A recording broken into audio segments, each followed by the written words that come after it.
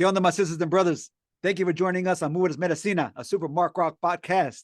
I am SuperMarkRock, aka Dr. Mark A. Lopez. Movement Es Medicina is just that, a movimiento, a movement. I'm aiming to motivate gente, the people, the community, and build around their healthy habits and rituals by speaking to me, gente, specifically my A1s, mi hermanas y hermanos, dope, educated individuals, but specifically exploring their active lifestyles and mental well-being strategies to recognize our collective dopeness in the process. Speaking of dope, educated individuals, I am joined by my brother, mi hermano, Mike Shipp, aka a dope movement enthusiast, aka an OG podcaster himself, aka a dope community activist and leader, a dope marathoner and triathlete. Again, a dope educated individual. Hermano, welcome to Movement Es Medicina. Absolute privilege to have you here, brother. Absolute privilege, man. Thank you for being with us this evening. Thank you for having me. I'm like, as you're saying all this, because I realized I gave you nothing to prepare. And I'm like, all right, I'm processing what you're saying. I'm like, what is he going to talk about? Yo, shit, this is awesome. So, that's you, brother. That's you, brother. That's you, brother. That's you. That's you, man. But to that point, man, who are you, brother? Who's Mike Shipp? Tell us about you. Tell us who Mike Shipp is. Yeah, so many people. Yeah, I'm a human. I say the robots are going to take over soon, so it's good to know who the humans are. So definitely one of those. But yeah, just a kid from Philly. I grew up in Alany, and like somebody that's trying to figure out what the hell is happening in this world and like how I exist in it. Yeah. I can get into much more, but I'll save that. Yeah, further questions. All right, brother. I did. All right, thank you. Thank you. Yes, sir. Yes, sir. Yeah. Love the question, brother. Well, I got to. I'd be remiss if I didn't give you some flowers, brother. I got to give you your flowers. You have an MBA, brother, from the University of Virginia. You are founder, Philly Track Jawn, Next Gen Track Jawn, Perfect Timing Multisport. Not only are you founder of those spaces, you are extremely passionate about mental and physical health. You have been featured in a number of platforms, my man. Oh my goodness. Thanks for sharing TV, the impact of Operation Charm City Charge, DCist, ABC Coast to Coast Relay, Tactimo's live stream series, Without Compromise podcast, on and on and on, bro. When do you sleep? What? I mean, you're doing all this. And that's not even getting into your community work, bro. I mean, I think they go hand in hand, of course, and we'll get into that. But yeah, that doesn't even get into your community uplift and community, activism work, brother. When do you sleep? That's just amazing. Yeah, really well managed ADHD. So like nothing I'm doing is sustainable. So like hopefully figure it out soon. But yeah, brother, you're doing the damn thing, brother. That's exciting. I mean, I appreciate, again, cannot say enough of how grateful I am for you joining us on the Movement Es Medicina to hear about your story, your journey, not only into these spaces, but for the community, the listeners, the viewers that get to connect to you a bit more. But in doing so, if you would indulge me a little bit further, I want the audience and our listeners to connect with you a little bit on a personal level. So I have a thing that I ask around lightning round questions. Don't give too much thought about it. Just whatever comes to mind. Just spit out your responses. Is that cool? That's cool. All right, man. Here we go. Eagles or 76ers? Oh gosh, that's a really difficult one. Well, Eagles. Eagles. All right. Favorite food? Chicken parm. Chicken parm. Your go-to pre-training fuel when you're training for a race? Nah, man, I would say chicken parm. They're one and the same. They're one and the same. Your next tattoo?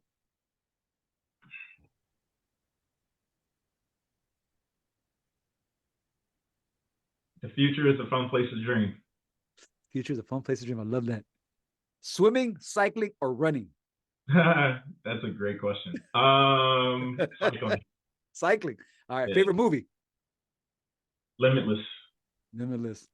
Great movie. Your favorite race you have done to date? Damn. All of them. Ironman 70.3 Atlantic City. I think it was 2019. 2019. All right. Atlantic City. More PM runs. That's funny. I'm going to say PM.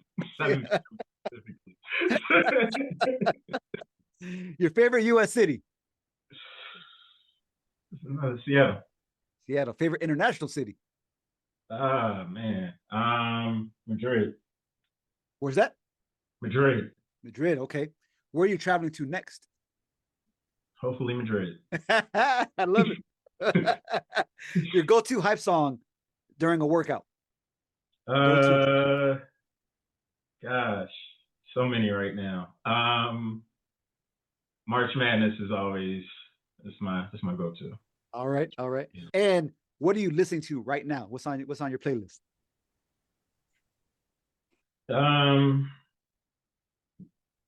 Everybody from Philly, starting with Core, Meek Mill, really just been like kind of embedding and like ingraining myself within the Philly community and like hearing the stories they're telling. So it's really cool. All right, brother. All right. You can take a deep breath.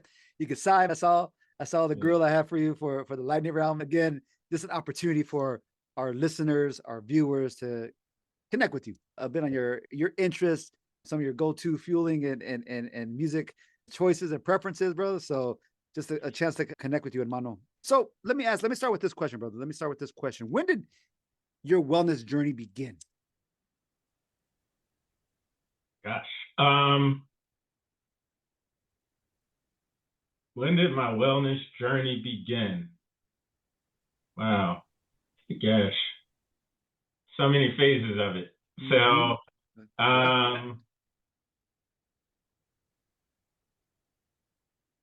yeah, I think the thing that's jumping out to me is I was a kid and my dad, he used to work as a lifeguard all his life. So I would bounce around to different parks that he would work at, and Hunter Park. I remember just being there quite a bit. So naturally I would be able to go to the pool, the gym, and sometimes on the field. And I would say my wellness journey began around that time because I was playing football, and big air quotes. But I remember I would always go to like the tryouts and practices, and like everybody makes a team if you show up. But every time I would for football, and every time they would start to put on like pads, I'm like, all right, I'm cool. I'm actually going to go somewhere else, right, and do something else, right. Okay. So like I would start to like play basketball more. I would start to learn how to play chess. So it's like my wellness journey began because I was able to then start making a conscious decision on what I did and didn't want to do. I had no idea. I was probably like 8, if I can think. Wow, 8. Wow. Yeah. Okay. And your pops, he wasn't pushing you to like, hey, go try this out. Go. He took you to work with him as a lifeguard. You were in the space. You were at the park, like you mentioned. He didn't push you. You were just amongst kids. You're amongst other neighborhood kids, right? People. Yeah. Not even kids. Like mostly people. Okay. Shoot. I remember. Okay. Early like Red Bull or something. Somebody was working for marketing. It was just like this crazy thing they pull up with the car with this like, giving out drinks. I don't think it was Red Bull at the time because I'm a little older, but like all that was happening as in Hunting Park in North Philly, and I like can probably picture that. Wow, brother! Wow! And from there, I mean, just as long as your pops took you to these spaces, and you stayed active as early as 8th grade. You would go to these spaces and engage with other people, as you mentioned, regardless of the space. You were just building community at such an early age around sport, around athletics. That's beautiful. And you stuck with it. Did you play organized sports growing up? Did you play? I mean, from that point, did you like sign up for a swimming program? Did you sign to play, rec basketball? Did you sign? I mean, I know you mentioned the football piece, but did you actually sign up for like Parks and Rec league activities? Yeah, naturally signed up for everything. Any soccer, karate, baseball, basketball, football, but it was like one of those situations where doing these activities until like that check came, right? So, all right, when does that registration fee hit? And like I'll participate up till then. And that's how basketball became that thing that I like really stuck with. And how old were you there, roughly? I mean, like all my life. Yeah. Wow. So Okay. yeah, Okay. playing in like just playing around. My dad was a coach. He grew up playing. Yeah. To your point, he grew up playing football, but he never really pushed me to do that. Hmm. But yeah, it was just something that was like around family and like seeing him coach Yeah. and just being in the community. Yeah. Yeah. Similar. I mean, my dad as well as my grandfather, they were my earliest coaches Yeah. as far back as t-ball. Baseball was my first athletic love. Fell in love with baseball very early, and both of them were my earliest coaches in these spaces. And not, of course, as a kid, not putting together or associating that with wellness or an active lifestyle. Just it was just a love for the game, a love for to play, a love to be with with community. And they were always there in the community. There was always neighborhood kids, that were from our neighborhood, from our block, that were on our teams growing up, Yeah. and just never associated with community work, right? Never, until years later of how they were just getting us kids, these inner city kids, to play sport, to build community, to live an active lifestyle. But similar to your dad, I mean, yeah, he was my dad, my grandfather, my first two coaches, bro. My first two coaches. Mm-hmm. That's cool. I often Wow. speak. I often speak. I often That's speak. why, real quick, that's why I always tell Please. people, we're just running. We ain't doing nothing. We're running.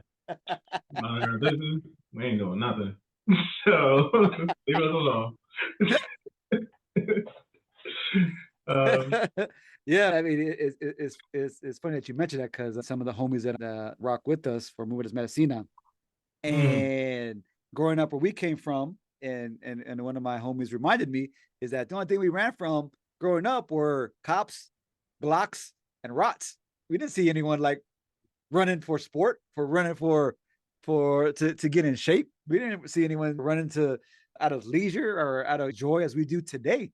And it's like, right. damn, And that's right. even I would even push back on that somewhat, change or add on to that is we probably did, but nobody that we could identify with.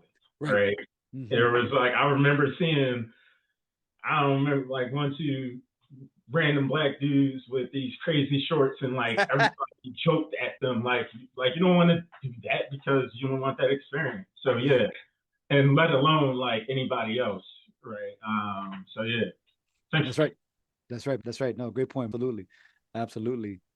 I Mm-hmm. often hear I often say, or even use the hashtag, remember your why. Recuerda tu por qué. Why you have decided to show up, why you run, why you cycle, why you swim, why you focus on self. Can you share with us, brother, what your why is for our guests? Why you engage in these spaces? Um, I don't know, and it changes. It's going to change all the time. But if this were a continuation of rapid fire, I think my why right now is because I understand our power, and I understand our opportunity. Mm-hmm. Um,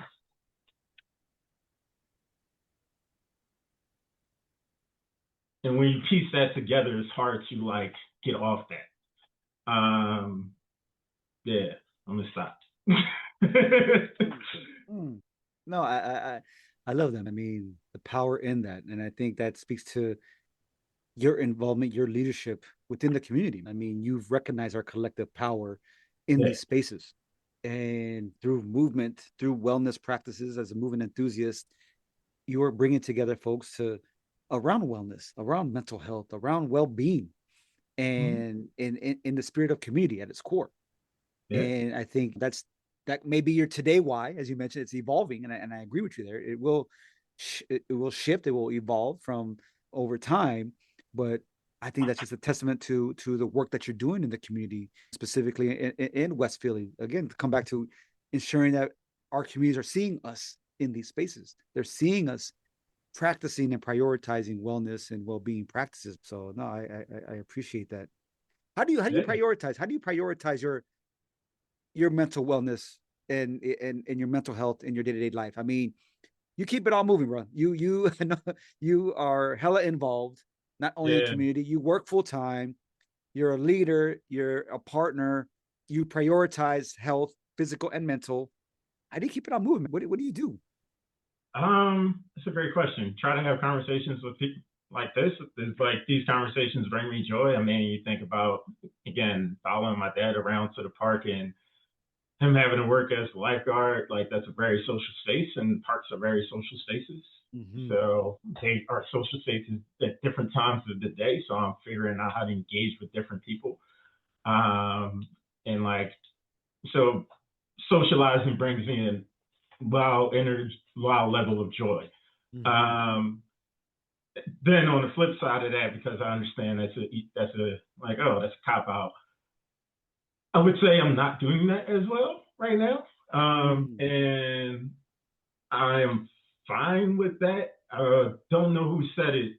I think it was actually President Obama. He was saying how if you're on like this journey, there's going to be a reality that you're going to be in an imbalance, right? And and I try to tell people and like while we were doing this just running, there is like a lot that goes into it. There's a lot of intentionality and there's a lot of sacrifice, right? Yes. You know, like I'm coming off the MBA, so I'm like really in that. And Daniela, she's in the program, so I have time to have fun and little pressure. I tell people like, hey, there's a lot that we can do, and I'm fine taking that sacrifice. And like, I've just got to get through this period, and there's just going to be an imbalance. So, need to get back in therapy. That's something I need to get back to doing. Yes, brother. Because that's something that's always a great resource. And another thing me and Daniel have never stopped doing is going to couples therapy. Right. When the household is good, we can do anything in the world, especially with the partnership that we have. That's right. So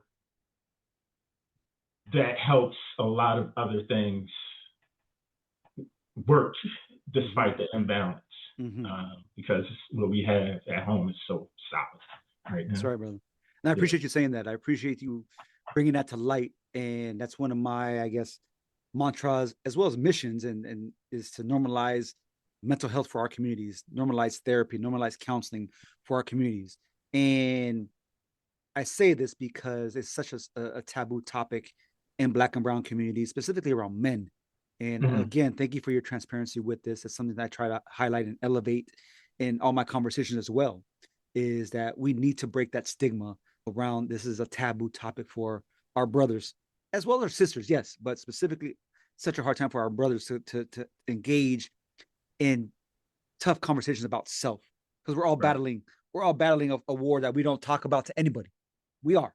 And whether it's a therapist, a counselor, a loved one, we're holding on to so much shit, so much generational trauma that we need to heal from.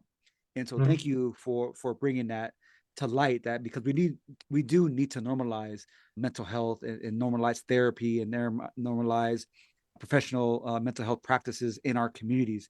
And regardless of where we are in our healing journey, regardless of where we are in our relationships, I'm very much a staunch advocate for therapy, counseling, healthy, somewhere in the middle, or in a tremendous need of it. I believe we need that space. We need that space to continue to heal, continue to grow, to continue to evolve, regardless of where we are at. So just want to say that thank you, brother, for bringing that to light. Yeah. Thank you. Thank you. But I do want to come back to the piece that you mentioned of something is going to give when we're trying to balance and hold it all together, whether what those priorities are, relationships with community, friends, family, work, health, physical and mental. But we get 24 hours in a day, brother. We get 24 hours a day. You know this very well. You've built healthy habits and rituals in your life, in your house, in your home life. You all are avid movement enthusiasts. This is part of your all's passion, your love, and building communities around movement. And I hear this time and time again that I just don't have time. I don't have time to work out. I don't have time to go to the gym. I don't have time to go for a run. Time and time for our community, specifically Black and brown communities, African American, Latino communities, hear this time and time again. And we both are aware, I think, of that our communities do not prioritize nearly enough around health, eating healthy, or nutrition, prioritizing mental health, engaging in some type of movement for at least 20 minutes a day. Why do you believe, brother? Why do you believe our communities don't engage in these practices, whether it is mental health, physical health, spiritual or financial health for that matter, as often as they should. It's just when you hear this, I don't have time. Why do you think that that's just such a go-to response? I don't have time in the day. Why do our communities, Yeah. what is that, brother? Absolutely. I can't answer that. Everybody is navigating all different things, Yeah. in their life. I know if it's, I can imagine like, yeah, life is hard, and like people just be trying to like keep up with life. Mm-hmm. And sometimes it's just like hard to get out of that space and get out of your own head. So there may not be people and or enough people that are helping hold them accountable. Right? You're just as good as the habits of those around you. So like Mm-hmm. if there's a certain community that are those are the habits, then naturally everything is normal, right? Mm-hmm. So I think that's why it's important to understand, especially for us, how are we making sure we're prioritizing building a habit in a community that doesn't really have that as a resource? And that's Mm-hmm. why I say we are out there every week, regardless of the weather, because we are helping build a habit in the community. And when you gather that kind of people that want to develop that habit, that's a certain kind of people. That's a certain kind of person, regardless of class. And you just need more people like in more communities to help people develop better habits. Mm-hmm. Because otherwise, bad habits are so normal, and it's not a bad habit. Yeah. Yeah. Yeah. It becomes normal. It becomes normal. It Yeah. becomes normalized in our communities, in our homes, etc. I was extremely fortunate to serve as a panelist recently that focused on mental health and burnout. And I don't know, remember for the life of me where I saw the quote or I read the quote. I know it's not mine, but it says that if we do not make time for our wellness, we'll be forced to make time for our illness. Mm-hmm. If we do not make time for our wellness, we'll be forced to make time for our illness. And that stuck with me. Again, I can't remember for the life of me where I read it, where I saw it, but I used it on this webinar. Mm-hmm. And I say this time and time again, as a number of my guests on the podcast have shared with me how they've gone through some life-changing episode related to health, where they've Mm-hmm. had to make some tough decisions around nutrition, cardio, weight loss, etc., because of these harsh health realities that they were under. But from that day on, it just turned over a new leaf, and we're all in on focusing on their wellness journey. We see that time and time again. It's until that check engine light goes on, like, oh, damn, I got to Yeah. go see my physician. Oh, something's not right. I don't feel good. I'm just or the other way around. We're just so dependent on prescription medication. Like Mm-hmm. it'll fix my symptoms. If my physician said I got to take these time and time again, it'll fix my ailments. When we know, just drink a little bit more water. Add Yeah. some more water in your diet. Step away from the soda and the fruit juice. Step away, step away from that. Those little changes that are hard because you said these bad habits that we have. And growing up, I mean, we weren't exposed to good nutrition. You know, sugary cereals, sugary Sunny Delight, Kool-Aid. I mean, pick your what we had Yeah. growing up. We didn't have it. We didn't have it, but those little changes that are necessary, as you mentioned, brother. So thank you for that. How do you Absolutely. show up, brother? How do you show up as a role model in wellness and education spaces? And yes, I said role model. I believe you are a role model, brother.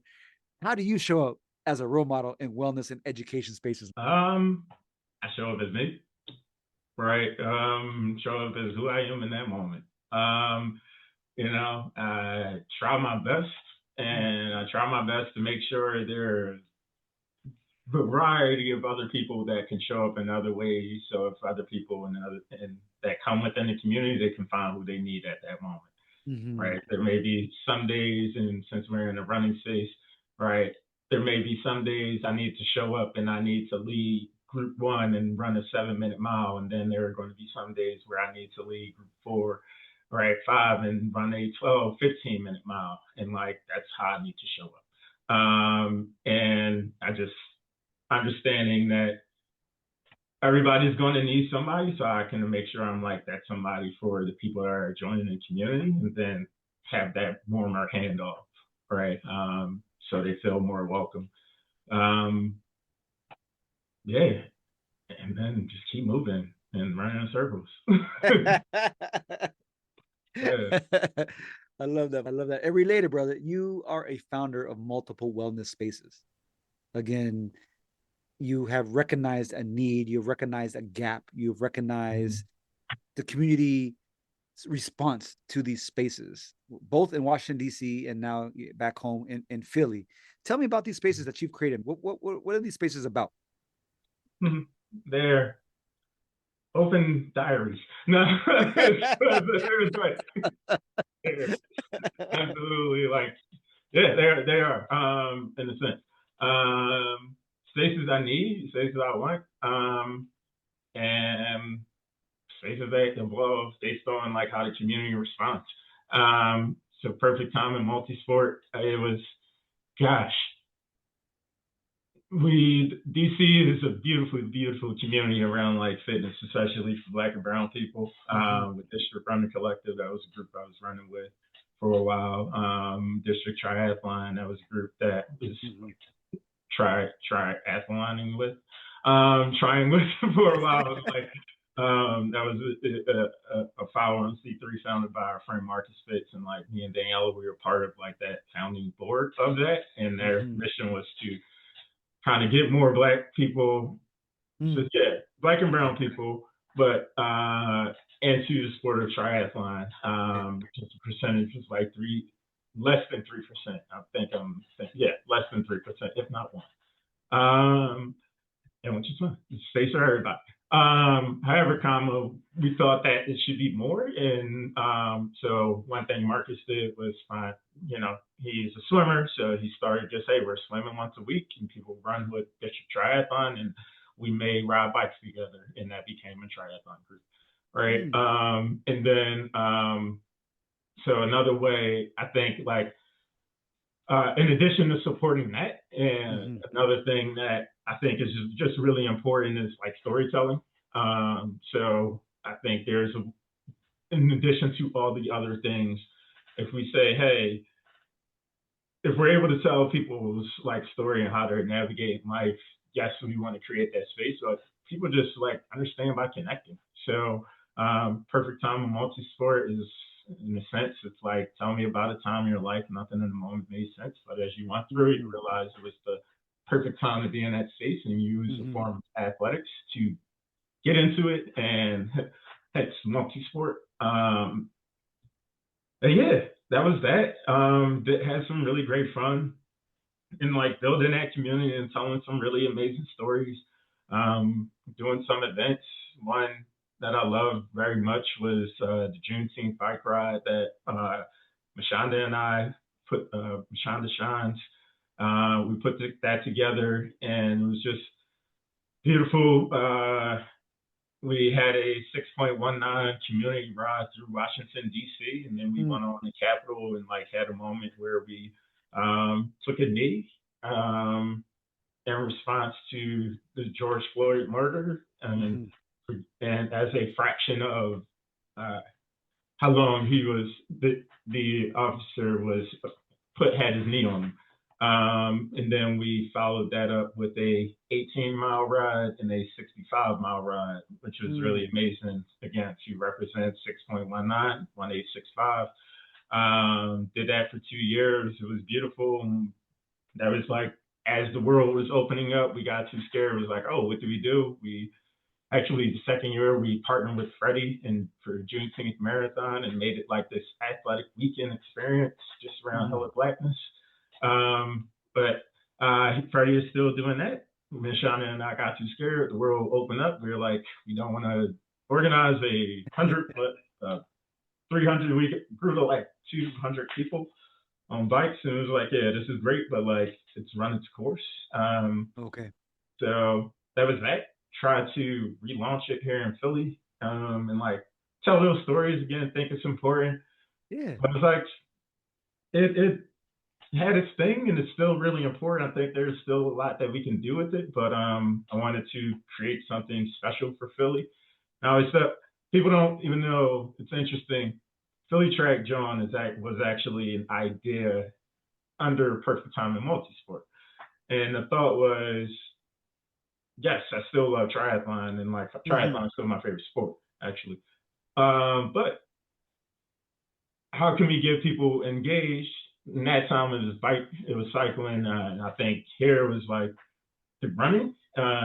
Knew that another group that I ran with, Northeast Track Club, Essex in DC, love what they do, love what they built, and I felt like Philly has an amazing, amazing, amazing run community with amazing, there's about 70 run clubs now. Shout out to OPAC, they just did Philly United last week and like amplified all those community groups. But it was like there's not really anything for folks on the track that are not at that elite status. Again, shout out to Liberty Track Club, shout out to PRTC, doing amazing stuff. But it was like, how do we create a resource that can complement what exists in the community, and selfishly get people engaged in triathlon? Figured out that resources needed a little bit more than we thought, and started to separate Philly Track Jawn to become its own kind of whatever. Community, brother. I want to say community, beautiful community that I've had the honor to community, rock ecosystem, with. universe. Yeah, brother. Yeah. I mean, and just over a year old, you all just celebrated. Just over a year old. Congrats on that. Congrats on that. That's beautiful. And thank you for being a part of it. Thank you for inviting me to be a part of it, brother. It's been beautiful. And as someone who believes strongly, and we've talked about this a few times around representation, as a brown man, as someone who identifies as Chicano, as an educator, as a movement enthusiast, that we belong in these spaces. Running, cycling, swimming, yoga, strength training, lifting. I believe representation is huge in both with fitness, wellness, but also as well as an educator. Our communities to see us. They need to see us not only practicing these wellness modalities, but also as in leadership roles, such as yourself with these spaces. Philly Track Jawn is one, but also in your W-2, in your day-to-day work. Students see you in these spaces as a leader. Why is representation important to you, my man?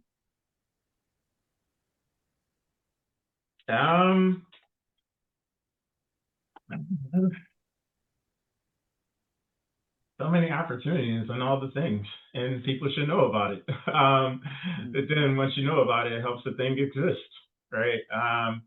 The more diverse a thing is, the more sustainable a thing is. And all perspectives, ideas, backgrounds need to be a part of like a thing to exist well.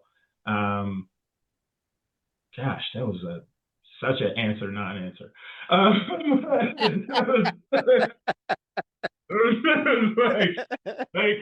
I don't know, like other than like I don't understand the question.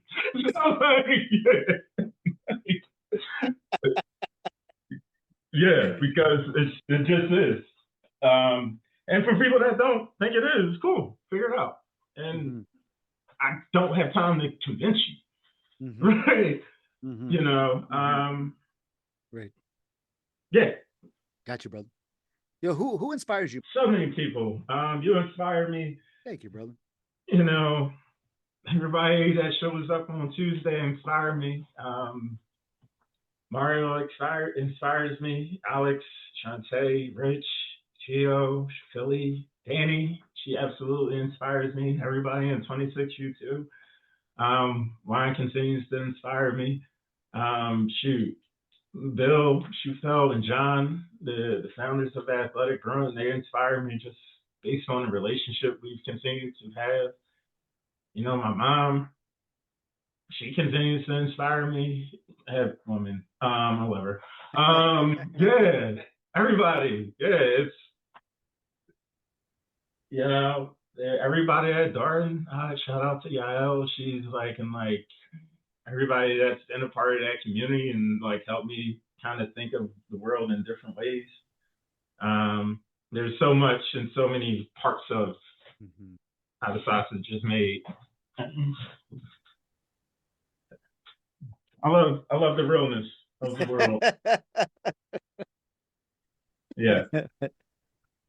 Brother, But yeah, to be honest, I've had like so many people that have kind of had a part of like how I show up and exist that everybody, there's so many people that inspire me, and I'm really grateful that like have built such a wide net community and like such an involving community that continues to inspire me.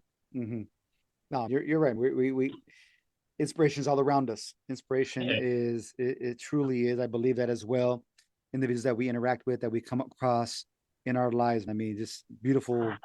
Not only the community that you all have built, you and Danny and others through Philly Track Jawn, but just the spaces that you all navigate. I mean, and bringing these communities together around wellness, and you really do get inspired by the community and their journeys. When you get to talk to a brother or sister that's involved with Philly Track Jawn, just hearing their journeys on where they are at today, it's inspirational without question. A shout out to Philly Track Jawn and the community, but really, as I've gotten to know several of the brothers and sisters in the space, just their journeys, their stories are beautiful, and I hope they find the space to share it, to tell it, to amplify their journey and story for others to hear as well. So thank you for that, brother. Another Pennsylvania son that I want to speak to, and we had an opportunity to do an IG live a while back, and I mentioned his brother's work, and I want to give him a shout out here. Dr. Andre Perry from Pittsburgh, PA, speaks at length and writes about community uplift. He leads the Brookings Center for Community Uplift in Washington, D.C.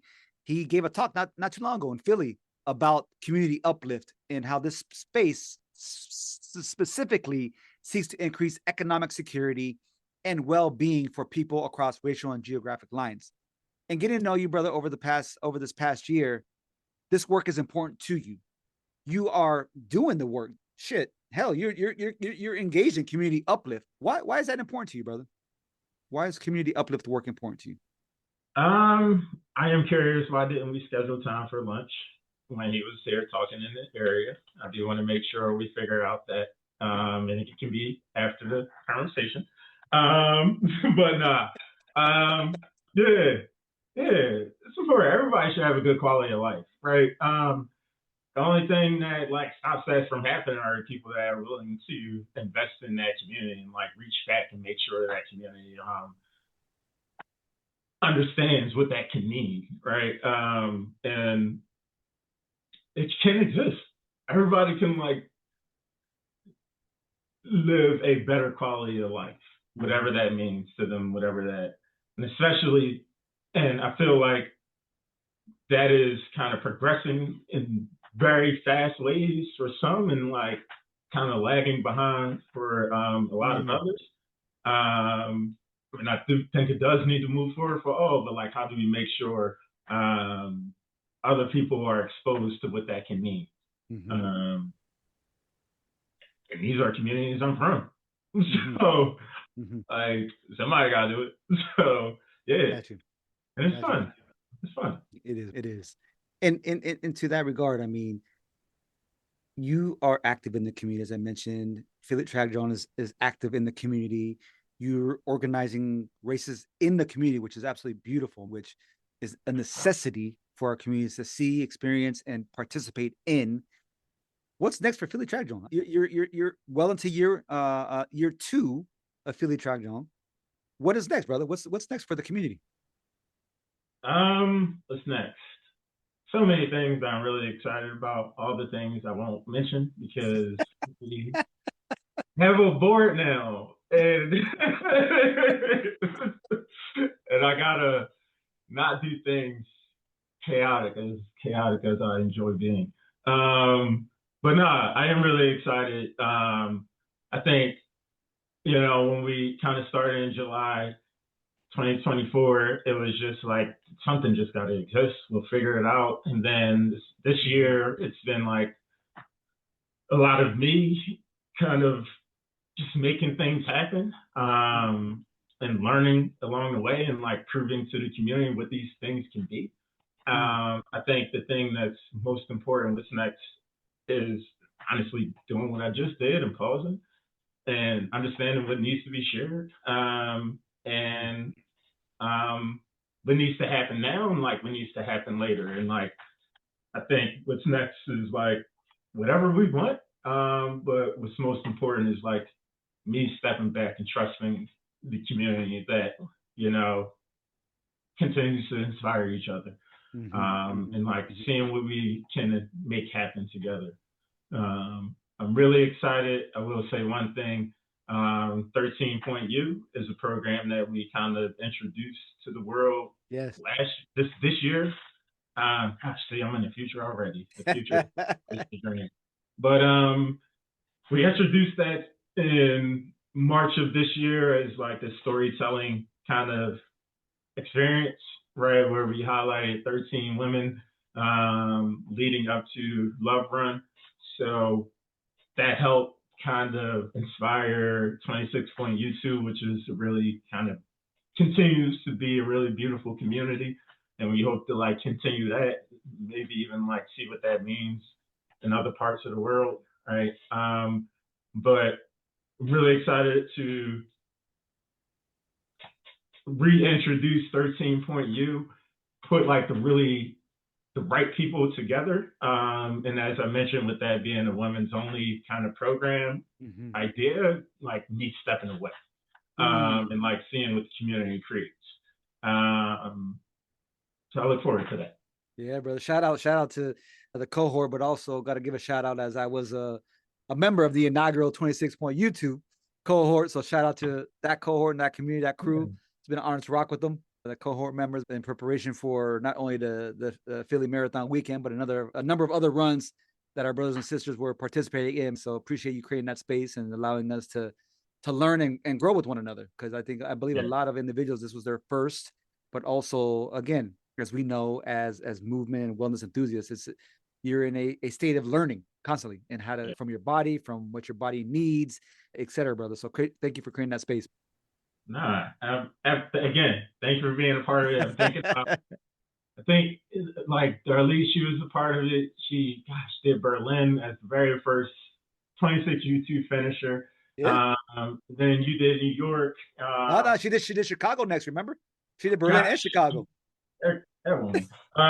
She's phenomenal. She is. You know, I'm excited for her to be continuing to create more, develop more of like a leadership role on the team.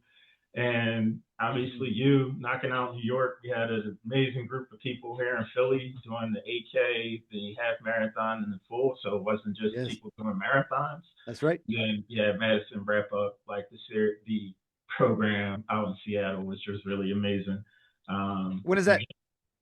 When she did it this past weekend. It was her first marathon. So lovely. As far as I know, y'all be popping up and doing stuff. Like, again, when you bring people that are inspiring together, they just be doing shit. They be doing shit. But also shout out to the fans. Shout out to Juan. Shout out to Sael. Shout out to Aubrey, the fan from Nike, for the support.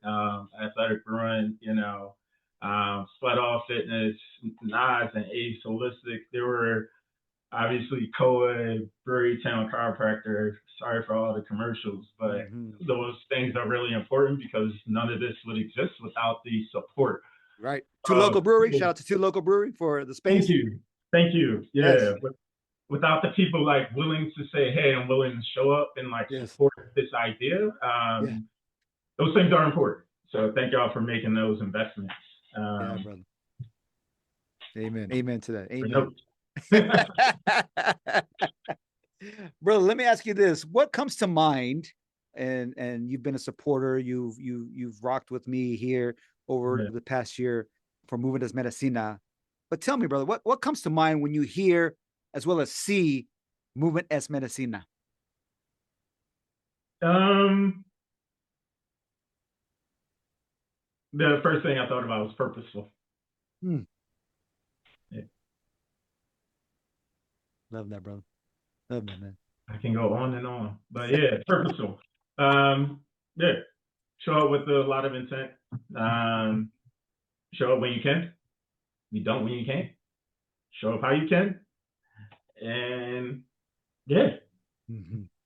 with a lot of intent, a lot of purpose. Appreciate that. Thank you, brother. I asked my previous guest to give me a question to my next guest. They have no idea that it was going to be you. You may or may not know them, but I asked them to give me a question for my next guest. So here's a question, brother. So it's for you. Tell us a time during your fitness journey that you wanted to quit and give up, but you kept going. Why'd you keep going? So many times. So many times. And I love this question. And again, that's like the premise of perfect time in multi-sport. And yeah, first of all, I'm continuing to go. So like I want to quit just about every week. Because it's hard. So like I want to make sure I acknowledge the moment. But I think Juneteenth, 2018 is my sobriety date. And yeah.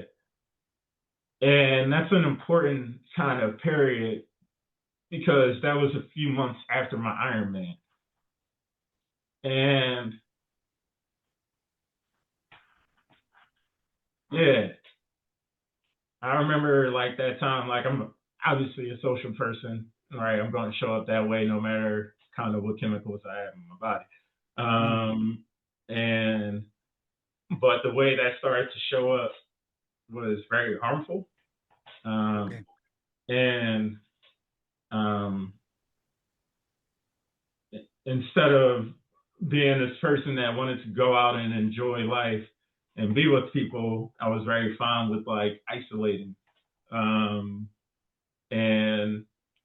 yeah, drinking very much, right? And continuing to lose relationships. So I'll tell people like me stop drinking wasn't me totaling 2 cars. It wasn't me going in a very unnecessary amount of debt. Multiple times, like it was me sitting in an apartment by myself when things were perfect and like questioning life, right? It was me having finished an Ironman and like celebrating. That's why I tell people, especially in 26 U2, like, hey, I love what we built, but like be mindful of what happens next because that can be the hardest time, right? And so June 19th rather, 2018, was when the first day I like made a decision to stop drinking and like continue to make that decision since then. And yeah, that's like a huge kind of transition in wellness. Right. I still do a lot of things wrong.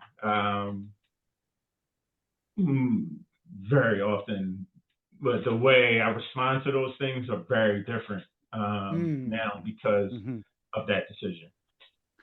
Brother, we are human, and I appreciate you sharing and your transparency with our listeners and our viewers.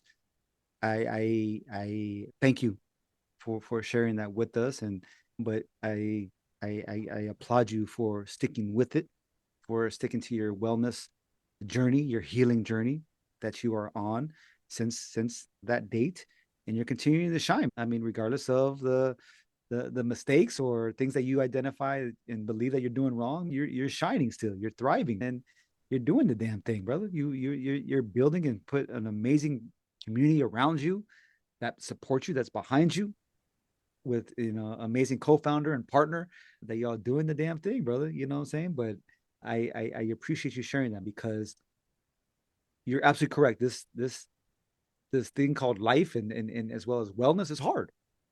It is hard. I mean, showing up and building healthy habits and rituals in our lives that we weren't exposed to growing up.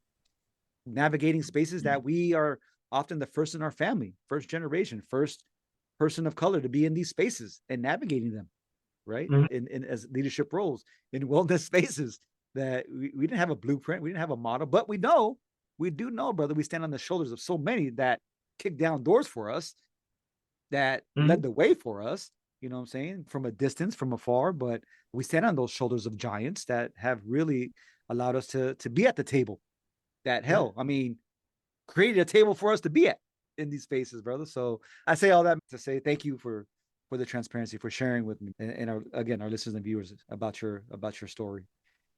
Brother, give me a question, man. Give me a question for my next viewer. You don't know who they are. You don't know who it's going to be. Give me a question around wellness, health, and or fitness, brother. Dang. This question is not as deep as that one. And so please don't ask it as the last question. Or on the back end of like, I appreciate whoever said that, like, I appreciate them asking. But to stay true to the question that I wrote earlier, the question that we actually like to ask, and I want to ask you at the end of Perfect Time of Multi-Sport, is if you had to kill one, kiss one, marry one, swim, bike, run, what would it be? One more time. Say it again, please. If you had to kill one, kiss one, marry one, Whew. swim, bike, run, what would it be? Ooh-wee. Mary, I would have to say running, as that is my love. That's my form of prayer. That's my joy that I seek out on a regular basis. Kiss, I would say swimming, as I came to find out later in life that I love the water. And didn't discover this until later in life of how much I do love the water. Hell, we have a pool in our backyard that I don't utilize nearly enough, but we have one. And yeah, cycling. I enjoy it. I ride a bike that goes nowhere regularly. For the purposes of the conversation. Yeah. For the purpose of the conversation. Yeah, I have to kill the cycling. And I think a big part of it for me, and I say this with intention, is that it's a hella expensive sport. It is. People think, oh, running is affordable. Not really. They think swimming is affordable. Not really. But you get to cycling and you look at, I mean, not only just to sign up for the races, but all the gear, all the equipment, I mean, I'm like, whoo, that's a real quick. I will add a mission plug in here. Our mission as an organization is to advance health and wealth outcomes in historically underserved communities through running and walking programming. And absolutely to that point, right? I love what a lot of organizations do and brands, right, et cetera, do to help reduce barriers. What we want to do and make sure we're continuing to understand how we do is how do we make sure people develop those healthy habits, which include financial habits, to build wealth so they can now sustain this potentially expensive habit that they should continue, right? At some point, things need to stop being free, but if we don't prepare them for that, they go back to the habits. To bring this all the way back, if there's not a way to sustain that, they're going to go back to what's normal. And that's why people are like, what does wealth mean? First of all, we don't know. It doesn't matter. But I need to make sure. You may need to edit that so I can keep that. It's okay.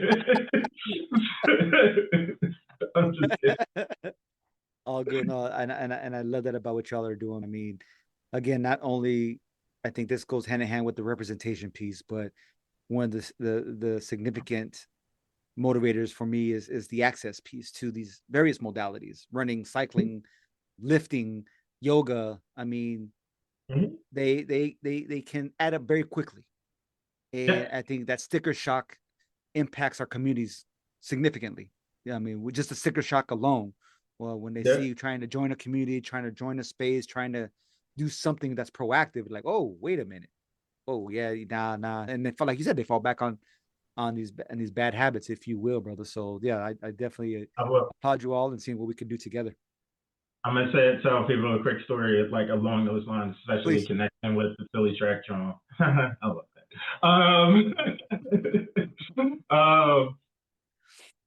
Last year when I finished up with my MBA program, gosh, that's such a way to start a conversation.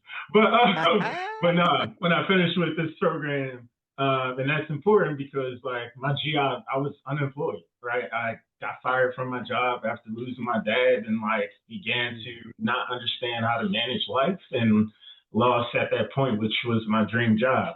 And it's like really hard to find a job again once you've had your dream job, especially now you've had this MBA. Like, what does that mean? And finish up my MBA. Veterans benefits stopped. So I wasn't getting like any form of income. At that point, I was on welfare, I believe. Okay, on food, definitely on like medical assistance, and not sure of food stamps yet because I was making just enough to like not be eligible, which is the story. And my unemployment had ran out, right? Because I had been long removed from a job.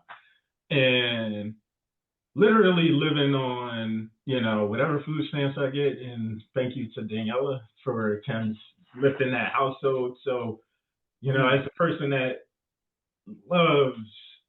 I love CrossFit, like the idea of CrossFit, right? I know there's a lot happening there, but I love that, right? I love riding my bike. I love, going to the gym and swimming. I love going to yoga. To your point, these things add up. Literally, with no income, it's hard to justify anything when you don't have money. So, like, in the development of Philly Track, I'm like, I need to create a space that I need. Like, I can't afford none of this shit. Right? And luckily, I know how to have conversations and ask people like Shantae, like, hey, I always say, like, if I need something, I can't imagine being the only person that needs this. Right. So shout out Shantae, for opening up her space, True Yoga for everybody, and like providing a resource that selfishly I needed, where we were able to have up to 15 people come to a free yoga class every other week. Yep. Right. Shout out to Mario, Rich, Alex. They provided strength programs that I needed. Right. They showed up to coach a community, selfishly because I needed. Right. And so many other people were able to benefit because they continue to show up and like just give. And I know there are a lot of other people, but I know how grateful I am of that. Yeah, brother. No, I love that as well, because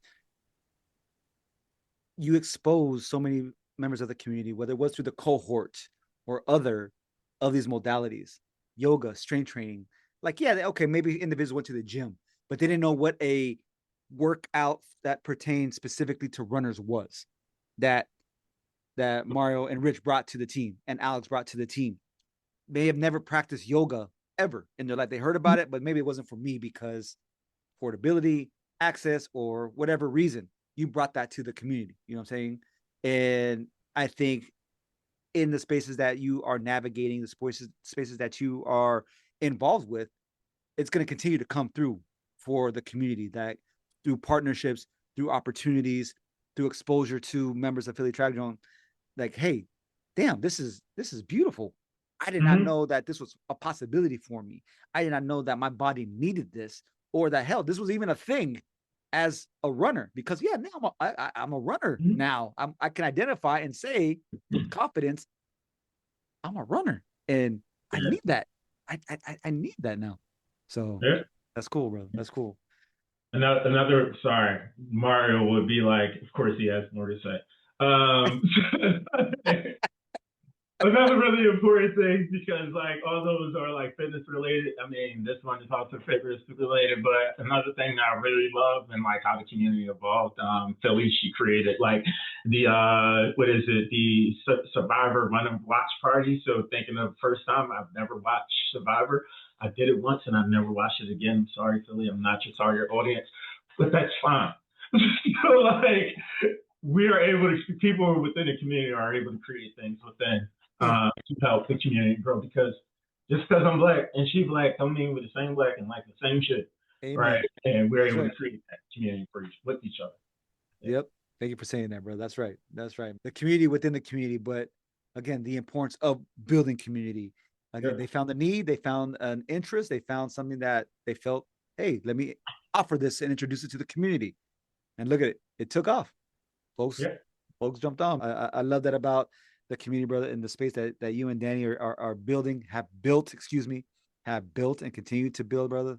Where can the people find you? Where can people find Mike Shipp? They can find me on Tuesday in North Philly, every Tuesday, 7 p.m. If I'm not there, somebody else will be there. Tuesday, 7 p.m. North Philly, we meet at Temple Sports Complex for the most part. Or, Temple Track. Would love to meet you.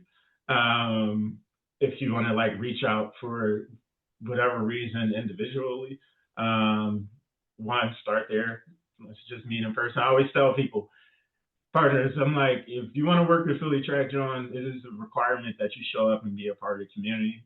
We don't need your stuff. We will find a way to run. People are showing up because they have things. So we will make sure they continue to have things. So I would love to help people grow in what they're doing. So like, come be a part of the community first. So that's absolutely a requirement. Sorry. Shipp happens 215 on Instagram. I gotta be nice. 215 on Instagram. LinkedIn, Michael Shipp, Philly Track Jawn on all the social media platforms. And next gen _ Track Jawn on Instagram, and whatever that continues to evolve into. Thank you, brother. Thank you for that. You continue to inspire me, brother. You continue to do the damn thing. I'm thankful for your time and grateful for the space that we can be in community, not only in this conversation, but in person through Philly Track Jawn and Movement Es Medicina. I'm grateful, brother. You are a blessing. You are sacred. I mean that wholeheartedly, brother. Thank you for the community that you are building. Mi gente, remember, recognize your dopeness. We are dope, educated individuals. Like this episode, ask us questions, give us feedback.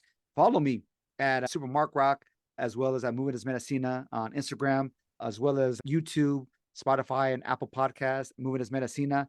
Mi gente, appreciate you listening in, watching us this evening. Thank you. Until next time. Gracias. Paz y luz. Peace.